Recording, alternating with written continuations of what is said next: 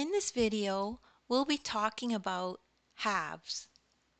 So if we have a problem like this that says, which slice of bread shows halves?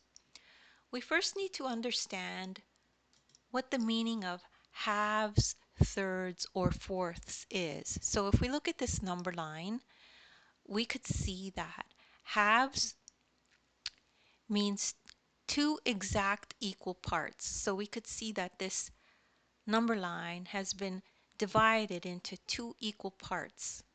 For thirds, we can see that this number line has been divided into three equal parts. And for fourths, we could see that the number line has been divided into four equal parts. So for halves, we need to decide which one of these delicious slices of bread looks like it's been divided into two exact equal parts.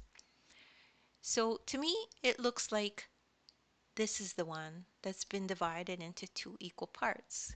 This is not equal. So we could cross that one out, and we know this is the one that has two equal parts. So this is the one that shows halves.